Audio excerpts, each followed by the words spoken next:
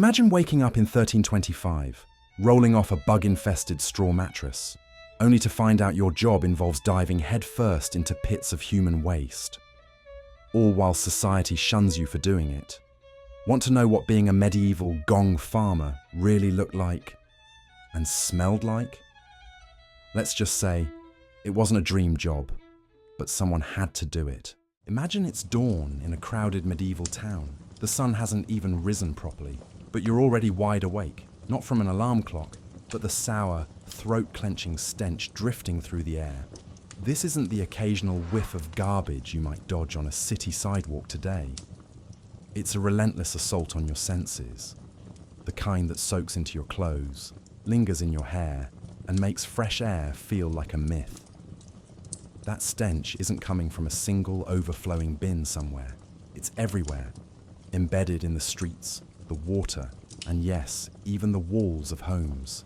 Welcome to the Middle Ages, where sanitation wasn't just bad, it was practically non-existent. For most people, daily life in a medieval town came with a unique set of challenges. The streets weren't the cobbled pathways we like to imagine today. They were often dirt-packed alleys, or worse. Waste of every kind, human, animal, industrial, was dumped without a second thought. That hay-covered path you're picturing, likely a sludge of rotting food scraps, spilled chamber pot contents, and whatever else people decided to toss outside their windows. Rainfall didn't clean these streets. It transformed them into rivers of muck thick enough to trap your shoes, should you be lucky enough to own shoes in the first place. And no, the smell wasn't limited to the outdoors. Inside the wooden, tightly packed homes, the air wasn't exactly fresh either. Chimneys were rare in poorer households, and smoke from cooking fires mingled with the damp walls and nearby latrines, if there even was a latrine. Many families used something closer to a bucket, emptied whenever someone couldn't ignore it any longer. Spoiler, that whenever often took a while. Keep in mind, this was a time when people understood very little about hygiene. Bathing was a luxury or an irregular ritual. Water sources, often drawn from rivers or wells, were shared for drinking, cooking, and dumping filth. Think about that the next time you pour yourself a sparkling glass of tap water. All of this, the filth, the smells, created a perfect storm of misery. But it wasn't just unpleasant, it was dangerous. Diseases like dysentery, typhoid, and cholera thrived in the unclean environment, spreading through contaminated water and food. It was impossible to avoid being exposed, especially in towns where people and their livestock often shared the same cramped spaces. If you were a medieval townsperson, the air you breathed, the water you drank, and the ground you walked on were all tainted with invisible threats. Now, this is where the Gong farmer steps into the story. If you've never heard of them, it's not surprising. They weren't exactly advertised as heroes in the history books. Gong farmers, for lack of a better phrase, were the medieval waste management professionals.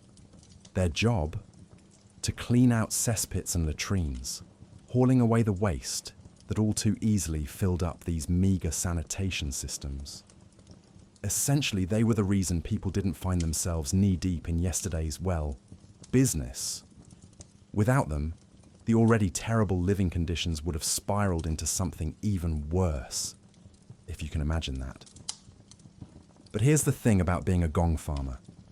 No one really wanted to admit they relied on you. Sure, these workers had a critical role in keeping towns just barely habitable, but they weren't treated with much gratitude, quite the opposite. Handling human waste was seen as the lowest possible job, not just physically, but morally too.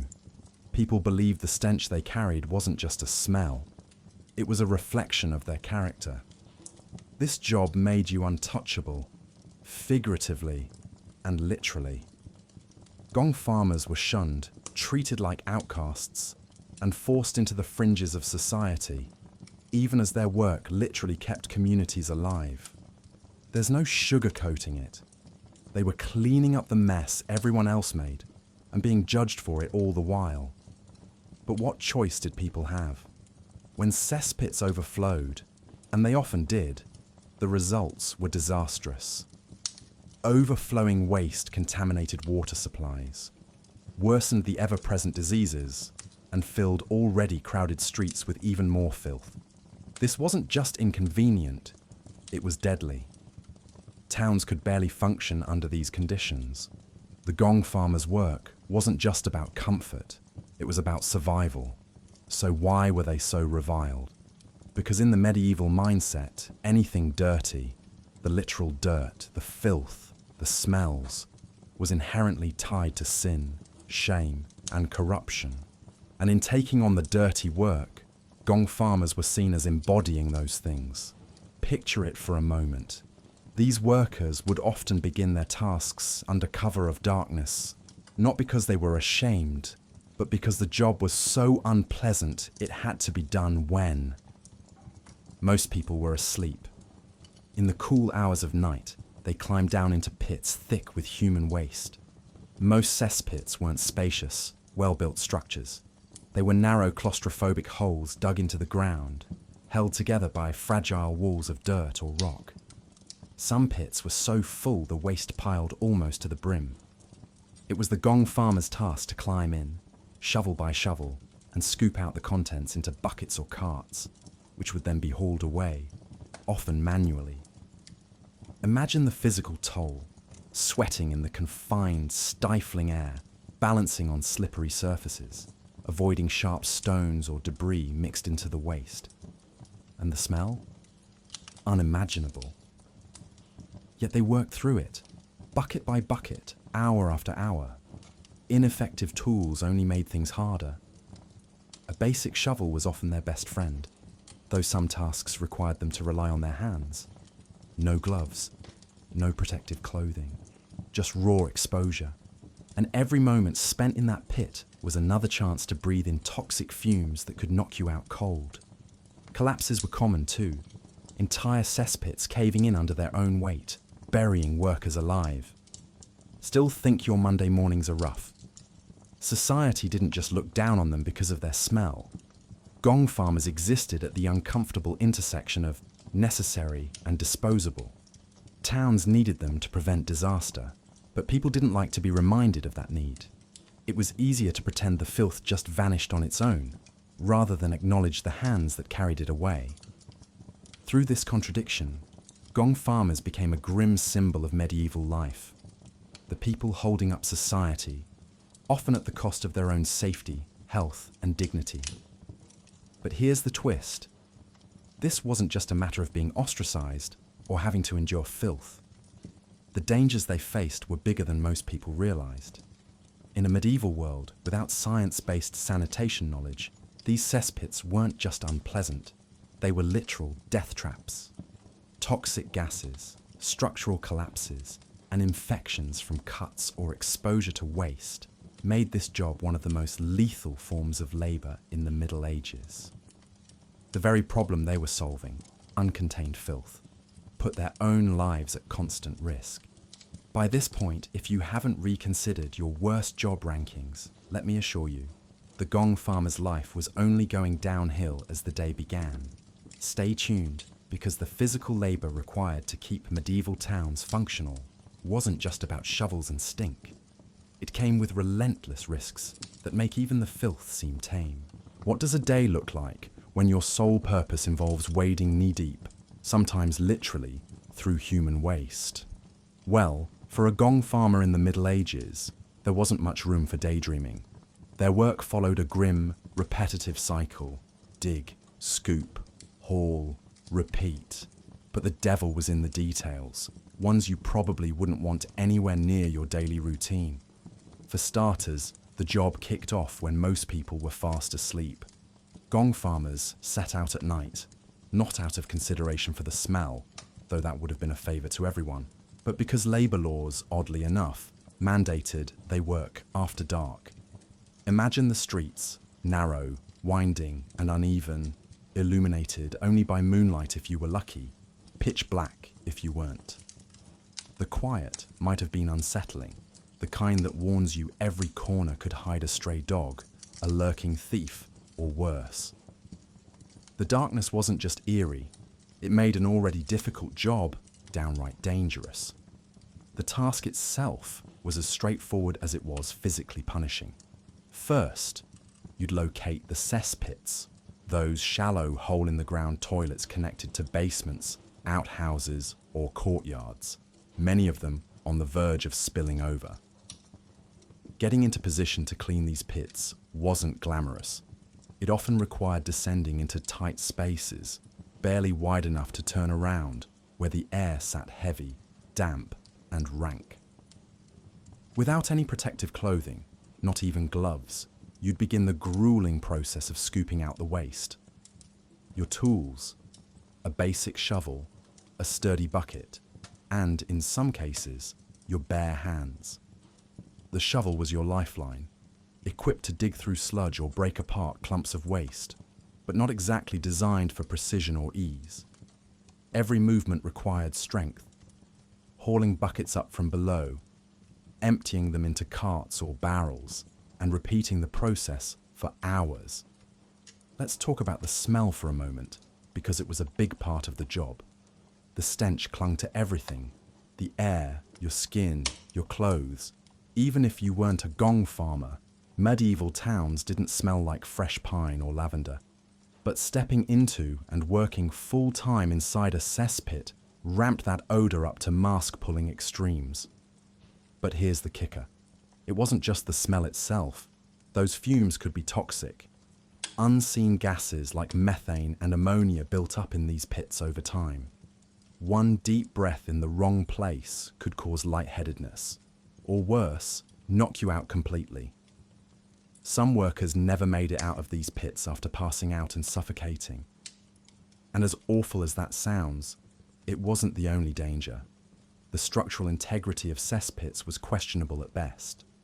They were crude constructions, usually walled off by loose stones or packed dirt, designed less for durability and more for necessity. It wasn't uncommon for a pit to collapse under its own weight, burying the worker unfortunate enough to be inside. The waste, just by sheer volume, could swallow someone in seconds. Climbing down to dig wasn't just disgusting, it was playing a daily game of Russian roulette. Once the waste was hauled up, you'd need to dispose of it properly. And no, properly didn't mean it was taken to a treatment plant or anything remotely organized. Instead, the waste was placed into wheeled carts or larger barrels and transported outside the town walls. Guess how? Either by pushing it manually or carrying it by hand. Try navigating narrow streets with an overfilled cart in the dead of night, dodging loose cobblestones, roaming animals, and, on occasion, drunkards wandering home. The streets themselves were often already littered with grime, which didn't exactly make the task any easier. And let's not forget, those carts didn't come with lids. If you hit a bump, you risked spills. Imagine the splash zone. The physical toll of the job was constant. Long hours of shoveling, carrying, and hauling waste left workers exhausted, sore, and vulnerable to injuries. Any cut or scrape was more than a minor inconvenience. With so much bacteria present, infections were common, spreading quickly, and often becoming life-threatening. Without any understanding of germs or access to protective equipment, every shift was a gamble against your own body giving out. By morning, the goal was to get the waste far enough from the town, or dump it in designated areas, often next to fields where it could double as fertilizer.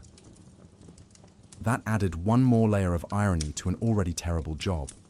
The waste might have smelled horrendous, but it helped crops grow, indirectly feeding the same people who wanted nothing to do with Gong farmers in the first place. Despite all this, there were areas where written records shed light on these workers' daily grind. Historical accounts describe how some towns contracted Gong farmers to clean. Specific cesspits, often for barely livable wages. Their work was technically essential. Without it, towns would have been overwhelmed by their own filth. Still, many were treated with disdain. If that sounds bleak, think about how much pressure the job put on their mental health too. walking through towns at night, dreading the next pit you'd have to crawl into, all while knowing people held their noses and crossed the street to avoid you. There wasn't a corner of their lives untouched by the job. One account from the 15th century mentions a man named John Trench, who took on the job out of desperation, but later vanished from records, likely due to disease or injury on the job. Another tells of collapsing pits in York, where workers narrowly escaped being trapped under the waste they'd been hauling. These aren't just historical anecdotes. They're grim reminders of how the work literally consumed the lives of the people doing it. In a world without plumbing, modern sanitation, or even basic hygiene, Gong farmers were a lifeline. Sure, they worked in the shadows, both literally and figuratively, but towns wouldn't have functioned without their brutal, back-breaking labor. Their task wasn't about prestige, it was raw survival. Without them, already filthy cities would become cesspools of sickness, sinking deeper into chaos. But where one hardship ended, others were waiting. The physical labor of moving waste was only half the nightmare. Disease, stigma, and even death followed Gong farmers wherever they went, leaving their work as one of the most punishing jobs in history. The night might have ended when their carts were empty, but their challenges didn't pack up so easily. Even in a world where everyone smelled bad, being a Gong farmer made you a true outcast. Medieval life wasn't a scratch-and-sniff painting of flowering meadows and fresh bread. Nope. Everyone's body odor was part of the communal ambiance, blending with the earthy smells of animals, fires, and waste. But even in this era of universal funk, Gong farmers were in a league of their own. The smell from their work, hauling human waste from cesspits, wasn't something you just washed off. It followed them, lingered. Even if you didn't see a Gong farmer coming, you could smell one within sniffing distance. And the smell for many wasn't just gross, it was symbolic. People didn't just wrinkle their noses, they avoided them entirely. Here's how bad the social vibe was. Gong farmers were considered untouchables, not officially, like in a rigid caste system, but close enough. What they did broke some kind of unspoken rule of medieval respectability. Nobody wanted to shake their hand, sit next to them, or even make eye contact if they could help it. And not just because they smelled like a portable cesspit. The association with human waste made people think of them as filthy in every sense, not just physically, but morally. Handling waste was seen as degrading, and so, by doing it, Gong farmers became, in a way, degraded themselves in the eyes of those around them. Society couldn't live without them, and yet it refused to welcome them. That's the irony here. Towns desperately needed these workers to keep cesspits from overflowing like disgusting fountains of disease. But instead of respecting them for keeping the streets, wells, and courtyards marginally less horrifying, people avoided them like, well, the plague. And speaking of plagues, without their labor, diseases would have swept through medieval towns, even more tragically than they already did. Dysentery, cholera, typhoid. These diseases thrived in filth, and Gong farmers were the ones tidying up the mess. But of course, they didn't get credit for that. In fact, their low status was so embedded into society that laws and customs quietly reinforced it. In many towns, the job of a Gong farmer wasn't just undesirable, it was specifically handed to people at the very bottom of the social ladder. Some towns recruited the poor, others had penal systems that essentially forced prisoners into the role. Either way, this was a job that no one with other options would voluntarily sign up for. And for the few who did, it wasn't because they found it fulfilling. It was desperation, pure and simple. There were also little societal reminders of how unwelcome Gong farmers were. Picture this. You're leaving a pit at sunrise, covered head to toe in sweat, sludge, and exhaustion. You walk through an empty street, pushing one of those notorious medieval waste carts. Technically, the law might have required you to cover the cartload with straw or something to keep the smell down. But let's face it, straw doesn't do much. People still noticed, and many might have crossed the street or hurried inside to avoid sharing airspace with you. This wasn't paranoia. That stink clung to you, not just after a shift, but always. The psychological distance people kept, the grimaces, the wide berths, probably hit even harder than the labour. It gets worse. There were towns where certain customs outright barred them from participating in regular aspects of life. Imagine living close to a church but being discouraged, or even outright banned, from attending Sunday services because your work branded you as somehow unclean in the eyes of God. Or worse, being denied access to social gatherings, markets, or events. In medieval communities where relationships were everything, this isolation from the social fabric wasn't just inconvenient, it was brutal. The job didn't just stink, it made you lonely. And all of this was fueled by medieval ideas about cleanliness, which wasn't solely about physical dirt. It was about spiritual and moral purity. The stink of a Gong farmer wasn't just a smell, it was a sign, a reminder to others of what they didn't want to be. The incredible hypocrisy in all of this is mind-boggling. The very people turning up their noses, they benefited every single day from the work of those they treated like pariahs. Yet, this public disdain was normalized, so much so that it filtered into laws, customs, and behavior patterns people rarely questioned. Now, here's something to think about. How much does modern society really differ? Sure, people aren't avoiding garbage collectors or sanitation workers the same way they avoided Gong farmers. But let's be honest, there's still a stigma attached to certain lines of work. Modern waste workers, for example, deal with dangerous, unpleasant tasks that keep cities and neighborhoods functional. And yet, how often are they recognized, thanked, or even thought of? Like their medieval counterparts, they're essential, but often invisible. Low pay, physically grueling labor, and a lack of prestige still hang like an invisible weight over these jobs. Sound familiar? Let's lighten it up for a second though, because medieval society sometimes went to hilarious extremes to avoid Gong farmers.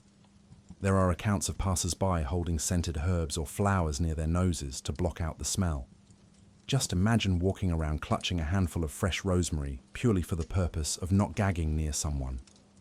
It's the historical equivalent of spraying perfume on your face whenever the garbage truck pulls up. Maybe it worked, maybe it didn't, but it says a lot about how far people would go to pretend the problem and the person solving it didn't exist. And the workers themselves? They likely had no option but to develop a thick skin, or at least a dark sense of humor. You don't spend your life walking through towns where people are gagging or holding their noses without either getting incredibly self-conscious or deciding to lean into the absurdity of it. In fact, Gong farmers probably found ways to cope with the stigma. Maybe they joked among themselves about the lengths people went to avoid them, quietly laughing at the same society that couldn't function without them. But when you strip away the humor, their situation was undeniably bleak. The physical grime of cesspits was one thing. The emotional grime of being treated as an untouchable was another. It wasn't fair, it wasn't right, and it makes you wonder how they managed to show up for work day after day. Maybe it came down to survival, a simple, unglamorous fact of life in medieval towns. Someone had to do it, and for some people, this was the only way to put food on the table. The real tragedy is how much society refused to acknowledge their contribution. The stink isolated them physically, emotionally, socially. People avoided them on the streets, rejected them at gatherings, and viewed them through a distorted lens that tied their work to their identity, as if they truly were no better than the waste they hauled off. But think about that for a moment. That waste could have been from the king himself, or a wealthy merchant, or a priest. Neither money nor rank changed the fact that everyone relied on Gong farmers, and yet no one wanted to admit it. As much as the isolation was soul-crushing, it also reveals a deeper flaw in how societies, medieval and modern, value labor. Essential work, especially the kind that deals with life's less glamorous aspects, rarely gets the recognition it deserves. People prefer to look away, distancing themselves with every excuse in the book. The smell? Sure, that was part of it in medieval towns. But at its core, this stigma wasn't just about the nose. It was about shifting blame, hiding guilt, and ignoring the uncomfortable reality that society, quite literally, couldn't function without its Gong farmers. And here's the ultimate irony. The same workers shunned by their communities were on the front lines of keeping those same people alive. Without them, entire towns would have drowned in disease and filth. Their isolation wasn't just unfair, it was hypocritical to the core. And yet, they endured, dragging carts of waste through the streets, while knowing that their neighbours wouldn't even offer them a passing nod. But if you thought social rejection was rough, the physical dangers of the job were even worse, deadly even. Because if the townsfolk didn't respect you, the cesspits absolutely didn't care whether you lived or died. Let's talk about that. Think your job is bad? At least it doesn't involve climbing into a pit that might kill you. For Gong farmers cleaning medieval cesspits, that wasn't just a risk. It was the job description. These pits, essential yet utterly horrifying, were improvised waste depositories dug into backyards, courtyards, or basement areas. They weren't planned with safety in mind, let alone durability. Imagine a hole in the ground, loosely constructed with uneven stone or packed dirt walls, designed only to hold human waste until someone thought to empty it. Flimsy, temporary, and ready to betray anyone who got too close, these pits earned their nickname as death traps. The problem started with how these cesspits were built. Most were little more than hollowed-out spaces, dug with just enough care to avoid immediate collapse. Some households added makeshift wooden planks or stones along the edges to prevent waste from spilling out prematurely. Sounds helpful, right? Not quite. Those supports, barely functional even when first installed, eroded and rotted over time thanks to constant exposure to liquid waste. Add to that layers of decomposing matter pressing outward against the walls.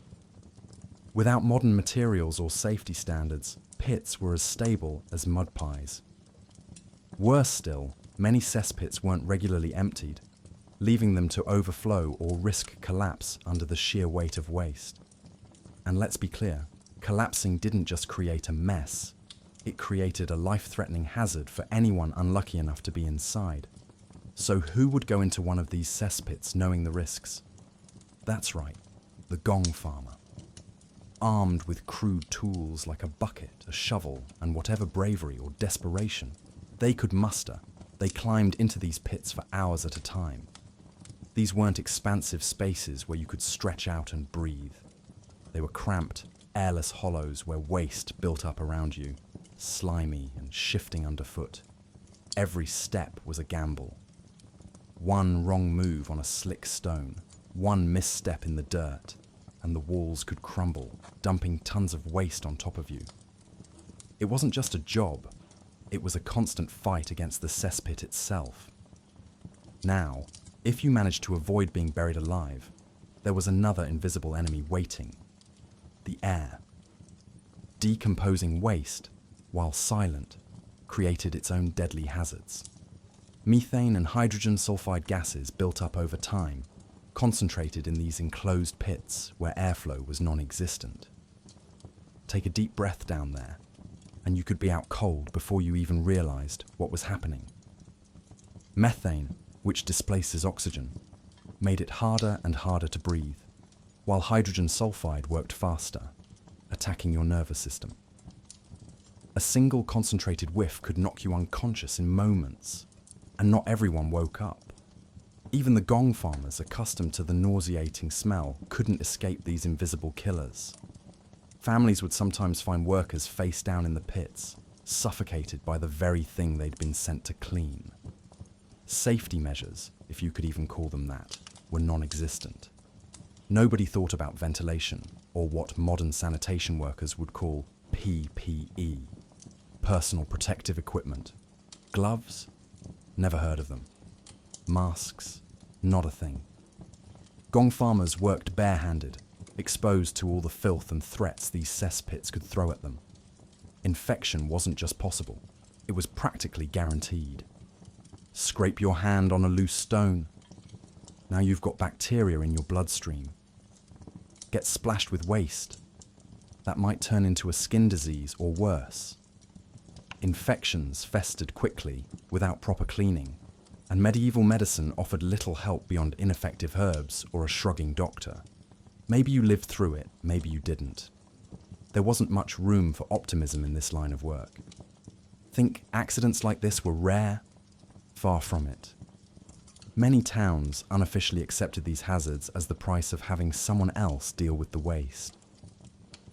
While medieval historians didn't always leave behind detailed records of individual deaths, it's not hard to imagine frequent tragedies.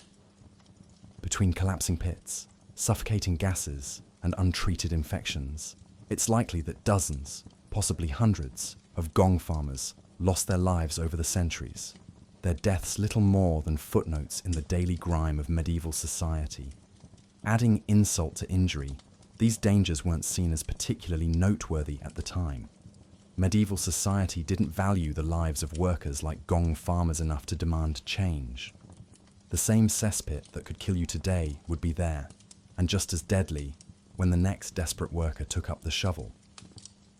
Nobody redesigned these pits to be sturdier. Nobody thought to vent the gases building up inside. The attitude was clear. The job was dangerous, but it wasn't worth risking extra time or resources to make it safer. Besides, the reasoning might have gone. Why worry about safety when replacements for dead Gong farmers were easy enough to find? One particularly grim anecdote speaks to just how dangerous and undervalued this job was. In York, cesspits were known to collapse unexpectedly, burying workers alive under heaps of waste. Some survived these incidents, scrambling to escape before the full weight of the pit could settle. Others weren't so lucky. Stories, though rare, emerged of workers going silent in the middle of their shift, later found suffocated by gases or crushed beneath the waste. Still, medieval life moved on. Victims of these accidents were often nameless, their deaths treated as an unfortunate yet unavoidable fact of cesspit cleaning. Part of what made these hazards so terrifying was how unpredictable they were. You could take all the care in the world, but it didn't matter if the ground beneath your feet decided to give out, or if a hidden pocket of gas chose that moment to rise. Imagine doing this job day after day, standing in filth up to your knees, hoping that today wouldn't be the day you made a fatal misstep. It wasn't a question of if something would go wrong. It was a question of when. And yet, the death traps these workers climbed into were ironically tied to the very labour that sustained medieval towns. Without their work, shoveling, hauling, and enduring constant risks, disease and filth would have consumed communities. But that same filth proved just as lethal for the Gong farmers themselves. The thing they were hired to clean up could, and often did, kill them. It's a stark reminder of just how cruel necessity could be in the Middle Ages. Everything rested on their shoulders. But if those shoulders faltered, society turned the other way.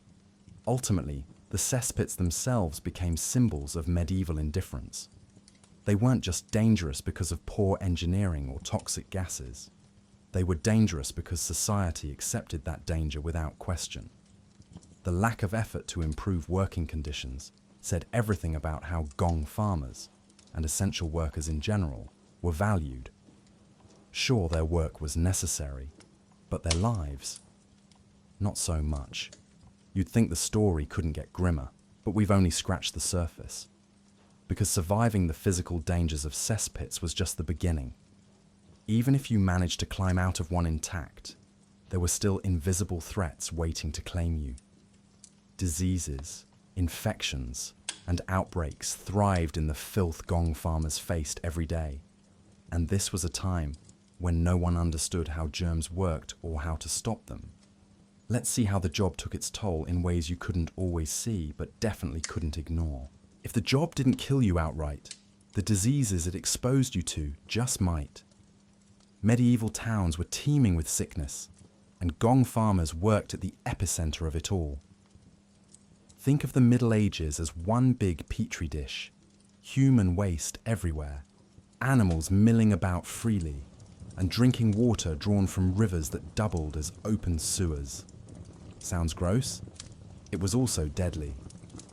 Diseases like dysentery, cholera, and typhus weren't just common, they were practically inevitable.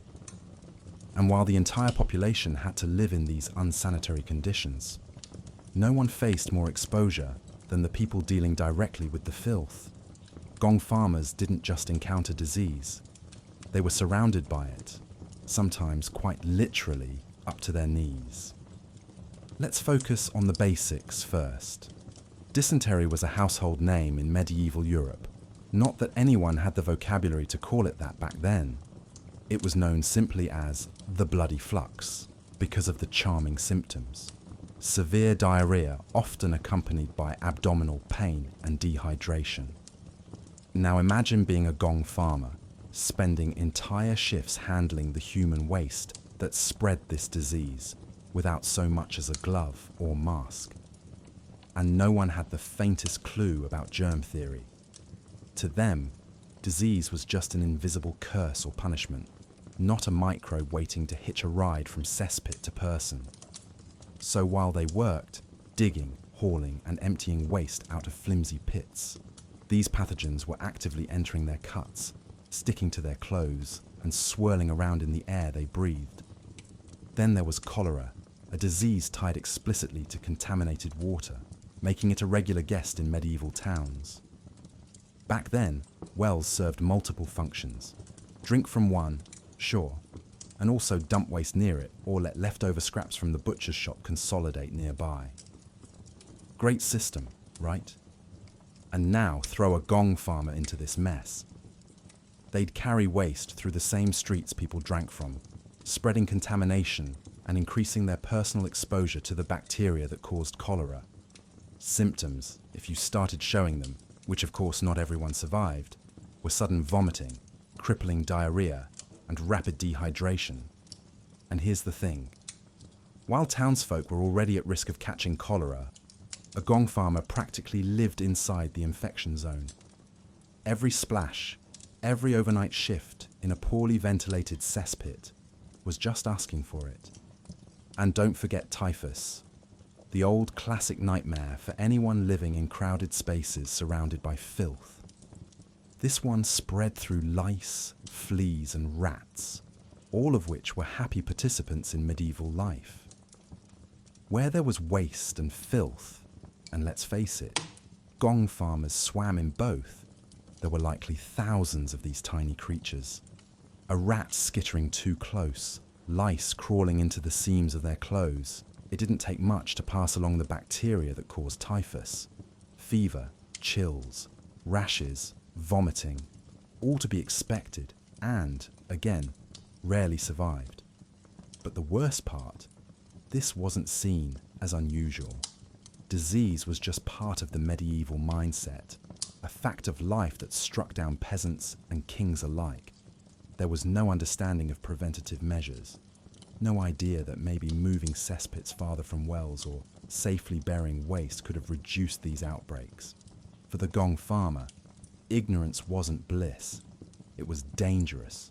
Let's not ignore the smaller but persistent health threats here. A Gong farmer's work wasn't clean, so any small cut, scrape, or abrasion turned into an open invitation for infection. And in a time when medicine often came in the form of leeches or someone mumbling over herbs, infections rarely ended well. Tetanus from rusted tools? Check. Skin diseases from constant contact with waste? Absolutely. Bacterial infections from working with no physical barrier between flesh and filth every single day. And about that lack of physical barriers, Medieval workwear didn't exactly include hazmat suits. Gong farmers didn't even have sturdy gloves, let alone modern protective equipment. So how did they protect themselves? They didn't. Bare hands were the go-to tool for removing particularly stubborn waste, and clothes offered little more than a thin layer of fabric between skin and contamination. The very idea of hand washing as a health measure would have sounded absurd. After all, medieval medical wisdom suggested that bathing might weaken the body by opening pores, effectively inviting disease inward. That's right.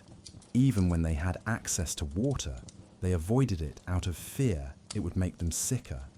Imagine finishing a long night shift covered in waste and then skipping a proper rinse because you believed it could actually make you ill.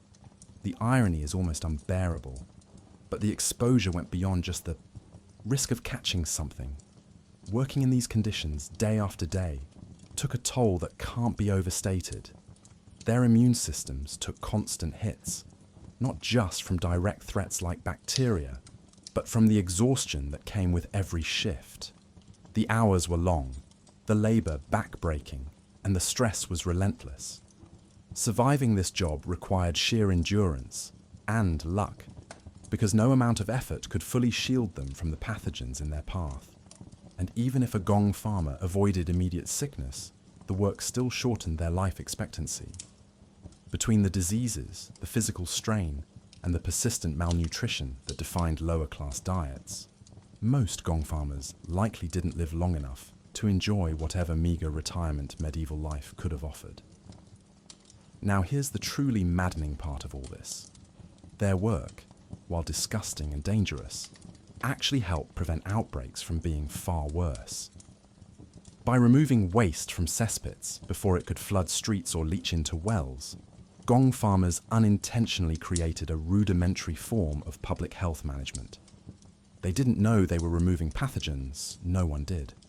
But by hauling filth out of medieval towns, they were indirectly keeping the already nightmarish disease rates from spiking into apocalyptic levels. Take away the Gong farmers, and those towns would have turned into giant, unlivable cesspools in no time. Their work was a shield, not perfect, not scientific, but critical nonetheless. And yet, the tragic irony of it all was that this shield didn't really protect them. The very act of cleaning up waste exposed them to the dangers society wanted to avoid. It's like holding an umbrella in a hurricane. You stop some of the rain, but you're still going to get soaked. That was the reality of being a Gong farmer. They risked their lives to reduce the filth and disease threatening everyone else, but the job itself made them the first casualties during outbreaks. This, more than anything, highlights just how cruelly unfair their role was. They didn't just smell bad or face stigma, they bore the brunt of the very dangers they were trying to eliminate. So yes, their work may have prevented towns from drowning in literal filth, but the personal cost was astronomical. Doing the job meant a constant gamble with their health and their lives, with death sometimes just one small infection or unlucky exposure away. And for what? A wage so low it barely covered survival. Because the next question is this: if the Gong farmer's job was so critical and so dangerous, was it even worth it? Let's find out. Surely for a job that dangerous, disgusting and vital to society, the pay had to be worth it, right? Let me stop you right there. Think again. Being a Gong farmer wasn't just one of the most revolting and hazardous jobs in the medieval world. It was also shockingly underpaid. If the stench and stigma didn't drive you away, the insultingly low wage might. But for many, there wasn't a choice. It was this or starvation. Now let's get into the grit of their compensation, if you could call it that. Gong farmers were technically paid for their work, but the wages were barely enough to scrape by in an already tough existence. A half-decent medieval wage for a labourer was measured in pennies per day. For Gong farmers, even though their job meant dealing with life-threatening hazards and the perpetual risk of disease, the reality was a pay scale that just skimmed the poverty line.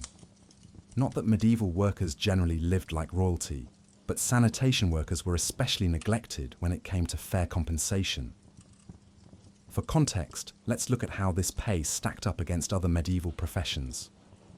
Skilled trades like blacksmithing or masonry could earn significantly more, sometimes twice or even 3 times as much, while their jobs didn't come with the added risk of plummeting into a cesspit or turning green from toxic fumes. Even unskilled workers, like field labourers or weavers, could often live on slightly more reliable incomes, and their tasks didn't isolate them from society in the same demeaning way. For Gong farmers, the financial injustice reflected not just how little their work was appreciated, but how poorly they were viewed as people. Their contribution to public health was barely considered when determining their wages. The gut punch didn't stop there. Towns were notoriously stingy when it came to resources for cleaning up human waste. Local governments often underfunded sanitation efforts altogether, leaving workers with inadequate tools and crumbling cesspits waiting to collapse. Without solid investments in infrastructure, those poor wages went hand in hand with unforeseeable challenges. Ever tried digging out a cesspit only to realize the dirt walls were caving in faster than you could scoop? That wasn't just bad construction. It was the result of towns cutting corners instead of prioritizing safety. And guess who paid the price, both physically and financially? That's right, the Gong farmers. It wasn't just the day-to-day grind that stretched the pay thin. The job wore workers down faster than most. Think about it. Back-breaking labor, constant risk of injury, a complete lack of protection from disease. This wasn't a role you could do well into old age. The low wages meant workers couldn't set anything aside for the future, creating a vicious cycle. Survive the cesspits today, but what happens when your body gives out? And of course, if you were unlucky enough to get sick or injured on the job, there was no safety net, no health insurance, no pension to fall back on. You worked until you physically couldn't, and then you faced the next struggle: how to live at all. Why were the wages so insultingly low? The answer lies in how society perceived these workers. From a medieval perspective, Gong farmers were the perfect candidates for exploitation. They didn't usually enter the profession by choice. Most found themselves shoveling filth because every other option had run out. Desperation was their recruiter. For many, this work was the absolute last resort, a grim plan Z when all others failed. Maybe you had debts someone was threatening to collect. Maybe you were a prisoner, forced into servitude by local authorities. Or maybe you'd fallen into poverty so deep that crawling into a cesspit sounded better than going another day without bread. Whatever the circumstances, people didn't take this work because they aspired to it. They took it because they had no other way to survive, and medieval towns knew it. This dynamic only deepened their low social standing. Poor wages weren't just insulting, they reinforced the stigma Gong farmers faced. By paying them so little, society sent a not-so-subtle message. What you're doing is essential, but you as a person are expendable.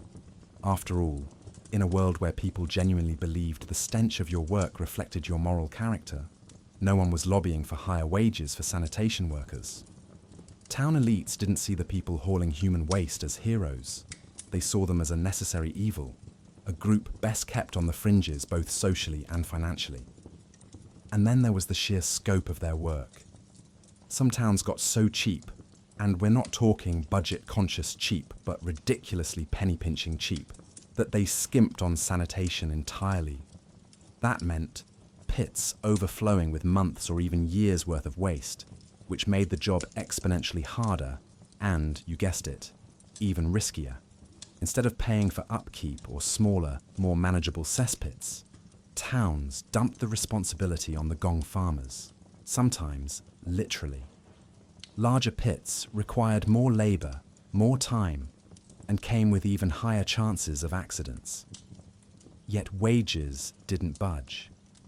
If anything, these kinds of working conditions made the small sums they earned feel like an added insult. Of course, a handful of towns would occasionally toss sanitation workers a bone. Examples from medieval England suggest that in very rare cases, Gong farmers might be given small perks, like access to land for farming, or, in towns particularly desperate for cleaners, they might even receive modest housing. But these perks were hardly common, and they almost never made up for the rest of the hardships. For the vast majority of Gong farmers, any special benefits were laughably outweighed by the ongoing threats to their health, dignity, and safety. If you're picturing these workers plodding through another grim night, bent over by exhaustion, while nursing the knowledge that their back-breaking work wasn't appreciated or fairly compensated, you're not far off. It's hard to imagine how anyone found the motivation to endure it. But endure it they did, because survival gave them no other option. It's a sharp reminder of just how brutal medieval life really was.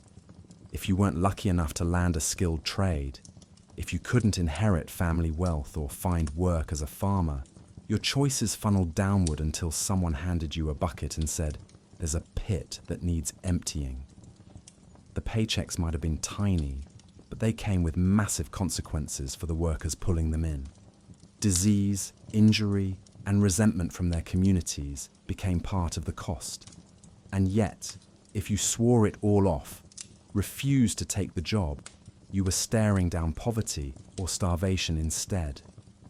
For a Gong farmer, choice was a word that felt meaningless. It says a lot about priorities back then. Towns relied on Gong farmers, but didn't value them. Their work mattered, but their suffering didn't. And for those doing the work, it was less a career and more a survival tactic. After all, when the choice is between hauling filth or watching your family go hungry, you pick up the shovel and get to work. But if you thought hard labor and low pay were the only challenges they faced, think again. Even in the pits, even in the muck, some Gong farmers found moments of resilience, camaraderie, and maybe even humor. Because as it turns out, there's still humanity to be found in the filth, and that's where we're heading next. Even in the most miserable jobs, humans have a way of finding something to hold on to, whether it's a joke, a sense of purpose, or the company of others who understand exactly what you're going through. Gong farmers were no exception. Sure, their days were spent in filth, and their nights weren't much better.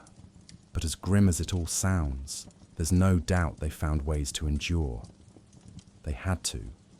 When your life revolves around cesspits and society looks down on you for it, you either find a way to laugh or you let the job crush you. And medieval people, for all their hardships, weren't strangers to resilience. They found humor, camaraderie, and even a kind of pride in the strangest places. Yes, even in the pits. Imagine spending every night slogging through waste, knowing full well that no one in town wanted to so much as nod in your direction during the day. Yet, when you finally returned to whatever cramped, run-down spot you called home, you weren't alone. It's almost certain that Gong farmers formed their own little communities, bonded by shared experiences. There's something about facing daily danger and being an outcast that brings people together. Maybe they swapped stories about near misses, like the time one of them almost fell headfirst into the pit. Or maybe it was dark humor that kept them sane, jokes so gross they wouldn't bear repeating outside their circle, but could spark roaring laughter among people who knew exactly what it was like. Even without records of specific interactions, it's easy to imagine their camaraderie. They probably had nicknames for each other, maybe mocking someone for slipping into a particularly nasty cesspit, or poking fun at the new guy who hadn't yet figured out how to hold his breath long enough. And honestly, how could they not laugh? Humor was probably one of the few things that helped them push through. A bad joke could be a small bit of control in their otherwise chaotic lives. a way to remind themselves that at the end of the day, they were still human. Facing filth, disease, and rejection every day required that kind of mental armor. It wouldn't have been just jokes, though. There was probably a certain pride in knowing they were doing work no one else could or would do. Think about it. Without them, those same townspeople holding their noses probably wouldn't survive long. These workers might have been disrespected, but they also knew, somewhere deep down, that their labor was necessary. Taking pride in that, even when no one acknowledged it, would have been a quiet, personal victory. And despite the constant isolation Gong farmers faced from society at large, they probably stuck together during the rare times they weren't working. Most medieval towns forced multiple families into small, overcrowded living spaces that left little room for privacy. Gong farmers, likely being among the poorest, would have lived in close quarters with each other and with other marginalized workers. In that environment, survival depended on community. If one worker got sick, others probably stepped in to help, whether that meant sharing food, offering herbal remedies, or covering a shift when someone simply couldn't climb into the pit. It wasn't pretty, but it was practical. And let's face it, given the dangers of the job, they needed each other just to make it through the week. Their shared struggle may have also given them a unique perspective on the absurdity of medieval life. After all, no one knew better than they did just how much waste society produced, both literally and figuratively. It might have given them a grim sort of insight into the people who turned their noses up at them. The wealthy merchant who tossed his chamber pot's contents out the window every morning. The priests who preached cleanliness of the soul while ignoring cleanliness of the streets. The nobles who feasted while their waste flowed directly into the water supply. The Gong farmers, more than almost anyone else, had a front row seat to this hypocrisy. That kind of awareness might not have earned them respect, but it may have given them something to laugh about, or at least some grim satisfaction as they went about their thankless work. Humor wasn't the only way they coped. Traditions often develop around shared hardship, and while we don't have detailed records of Gong farmer rituals or sayings, it's hard to imagine they didn't have their own customs. Maybe they shared superstitions about good luck charms, like a specific tool that somehow survived years of hard use, or shared a ritual toast when finishing an especially massive job. It's even possible they told exaggerated stories of their work to entertain and blow off steam, like how one of them swore he saw the devil himself down in a particularly dark cesspit, or how another claimed he cleared out the largest pit the town had ever seen in record time. Storytelling, songs, and simple traditions were important ways medieval people made sense of their lives, especially when those lives were so full of uncertainty. It's safe to say Gong farmers found their own versions of this, creating what little joy they could in a job defined by its misery. And in the strangest way, their perseverance left a legacy. Modern sanitation systems owe a deep, if largely unacknowledged, debt to these workers. The very idea that waste needs to be systematically removed, kept far from water sources, and handled in a way that reduces the risk of disease. That started with people slogging through medieval streets in the dead of night, hauling carts of filth to designated dumping grounds. Sure, the systems were crude, but they were a foundation. Without the Gong farmers, medieval towns could have collapsed under the weight of their own waste, or succumbed to diseases even more quickly. Their thankless labor, grueling, dangerous, and disgusting, literally kept towns alive and left behind lessons for future generations to build on. So yes, their work had dignity, even if no one at the time acknowledged it. And in a way, maybe they knew it. Maybe they found pride in being able to laugh at the very people who looked down on them, secure in the knowledge that those same townsfolk wouldn't survive a week in the trenches, well, in the cesspits. There's something deeply human about finding value in the most undervalued work, even if that value is never reflected back at you. For Gong farmers, it wasn't about glory. It was about survival, endurance, and making the unbearable at least a little bearable. At the end of the day, the Gong farmers remind us of something incredibly important. Even the dirtiest, most unpleasant jobs matter. Somewhere between the jokes, the shared struggles, and their quiet pride, these workers managed to keep going. They didn't just endure filth, they made the world a livable place despite it. They might not have been celebrated by their neighbours, but their resilience and determination deserve respect. But what does this history teach us about the way we value labour today? While the tools, systems, and understanding of sanitation have changed, the lessons we can take from the Gong farmer's story are just as relevant now as they were then. Let's explore that next. So, what's the takeaway from all this filth and hardship? Let's start with the obvious. Gong farmers played a role in medieval society that was both essential and deeply underestimated. Beneath the grime, the smells, and the stigma was a job that quite literally kept towns livable. In an era where public health wasn't even a concept, where waste piled up and diseases seemed like acts of divine punishment, these workers were the frontline defense against complete societal collapse.